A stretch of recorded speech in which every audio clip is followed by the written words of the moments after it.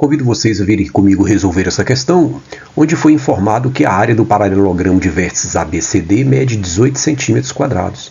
Está sendo pedido a área do triângulo indicado por S na figura. Sugiro que você antes pause, tente resolver e depois confira a proposta de solução.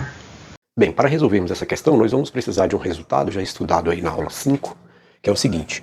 Quando eu tenho um quadrilátero, figura plana de 4 lados, cujos lados opostos são paralelos, a gente diz que esse polígono se chama paralelogramo. Exatamente pelo fato dos lados opostos serem paralelos. Tudo bem? A gente demonstrou já, na aula 5, que os lados opostos são, além de paralelos, são congruentes.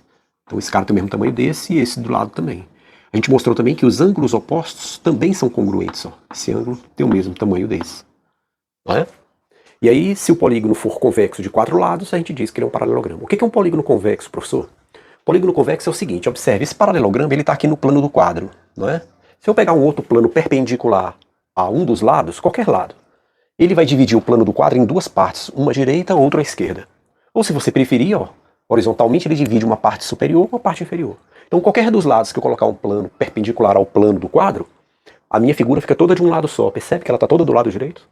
Quando isso acontece, a gente diz que o polígono é convexo. E se isso não acontecer, aí a gente diz que ele é côncavo. Por exemplo, se eu pego essa situação aqui, isso é um quadrilátero, mas ele não é convexo. Porque, por exemplo, se eu coloco o plano perpendicular aqui, olha só, uma parte da figura está de um lado do plano e a outra parte está do outro. Então ele não é um polígono convexo. Tudo bem? Então para o polígono ser convexo, ele teria que estar todo dos 2 lados. Além disso, tem uma propriedade para os convexos que é a seguinte, aí já é uma propriedade, que a gente demonstra em geometria espacial. Qualquer 2 pontos que eu coloco dentro dele e uno, quando um segmento passa fora, ele deixa de ser convexo. Tá? Enquanto que aqui não, qualquer 2 pontos que eu unir aqui dentro vai estar totalmente contido na figura. E aí o polígono se torna convexo. É uma propriedade, na verdade, Mas a definição é um lado do plano, tá? A figura fica totalmente de um dos lados. Bom, será que a gente consegue, A gente já mostrou que os lados são congruentes, os ângulos opostos também são congruentes, os lados opostos e os ângulos, Será que a gente consegue fazer uma relação, que me permita concluir que quando eu divido aqui, o paralelogramo ao meio, esses 2 triângulos, a gente já sabe que eles são congruentes. Você consegue ver que esses triângulos são congruentes? Não? Então veja aqui, A gente sabe já que esse ângulo aqui, chamado de θ, são iguais. Esse ângulo e aqui também, θ, são iguais. O fato dessas duas aqui serem paralelas, eu estou cortando elas com uma transversal. Então esse outro ângulo aqui, se eu chamar de alfa, ele vai ter que ser o mesmo aqui de cima, alfa. Por quê, professor? São ângulos alternos internos, Estão dentro das paralelas internas. Cada um de um lado da transversal. São alternos internos, então eles são congruentes. Ora, agora você vai concordar comigo o seguinte, se tudo isso daqui media θ, quanto que mede esse pedaço de cima? Ora, professor, isso aqui pode medir o θ todinho menos o alfa, perfeito. θ menos alfa. Agora, se isso daqui tudo eu chamei de θ, quanto que mede esse de baixo aqui? Ora, tudo era θ menos o de cima, θ menos alfa. Perfeito. E aí o que a gente acabou de mostrar? Que esses 2 triângulos são congruentes, pelo critério lado, ângulo, ângulo, esse lado em comum e esse ângulo. Então, pelo critério ângulo, lado, ângulo, olha embaixo também, ângulo, lado, ângulo, eles são congruentes. Se eles são congruentes, eles têm a mesma área. Tudo bem? Eles têm a mesma área. Isso é importante pelo seguinte, então a gente acabou de demonstrar que a diagonal do paralelogramo divide ele ao meio, em 2 áreas iguais. Em 2 triângulos congruentes têm a mesma área. Agora vamos pensar assim, vamos demonstrar algo um tanto quanto mais interessante, olha só. O que acontece se eu inscrever igual ali um triângulo aqui? Não precisa ser no meio não, Vamos colocar aqui um ponto qualquer, podia ser para cá, podia ser aqui também, Podia unir um ponto aqui e inscrever um triângulo, só que eu não quero qualquer inscrição, eu quero que um dos lados do triângulo coincida com o lado do paralelogramo inicial. Tudo bem? Então um dos lados do triângulo coincide com o lado do paralelogramo inicial. Bom, o que a gente pode fazer aí? A gente pode fazer o seguinte, Eu vou chamar a área desse triângulo aqui em amarelo de S, ok? Então essa área aqui, desse triângulo, igual o nosso da figura lá, é S. E aí olha o que eu vou fazer aqui em laranja, Eu vou pegar esse ponto aqui, vamos dar nome aos bois? A, B, C, D, são os vértices. Chama esse ponto aqui de P.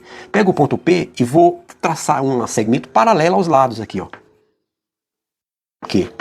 Ou seja, eu tracei PQ paralelo aos lados AD, que por sua vez, pela definição de paralelogramo, já era paralela BC. Já era paralela BC. Feita essa construção, olha o que eu noto. Do lado esquerdo da linha laranja, eu estou com outro paralelogramo de vértices AD, PQ. E abaixo, outro paralelogramo de vértices PC, BQ. Percebeu que eu construí 2 paralelogramos? Essa faixa toda e essa faixa toda. Ora, o que a gente acabou de mostrar? Se eu chamar essa área aqui de A1, essa de baixo aqui vai ter que ser quanto? Vai ter que ser A1. Porque a gente acabou de mostrar que esses dois triângulos são congruentes, então eles têm a mesma área. Tudo bem? A mesma coisa acontece com esse paralelogramo da esquerda. Ó, se eu chamar essa área aqui de A2, essa daqui vai ser quanto? A2. Porque a gente acabou de mostrar que triângulos congruentes têm a mesma área aqui, né? Ora, então se eu quiser calcular a área do paralelogramo todo, ABCD, eu posso somar essa área com essa, então vai me dar 2 vezes a área 1, mais essa área mais essa, concorda? Ou seja, eu somei as 4 áreas dos triângulos, 1, 2, 3, 4. Essa com essa vai me dar 2A1, essa com essa vai me dar 2A2. Quando eu coloco 2 em evidência, o que é que eu tenho? A1 mais A2. Essa é a área do paralelogramo todo, ABCD. Se você for um bom observador, quem é A1 mais A2? Olha lá, ó. A área do paralelogramo ABCD vai ser 2 vezes, olha aqui, ó, é o que eu chamei de S, né? Você lembra? Olha aí, ó, A1 mais A2, a área desses dois triângulos é o que eu chamei de S. Ó, tá aí.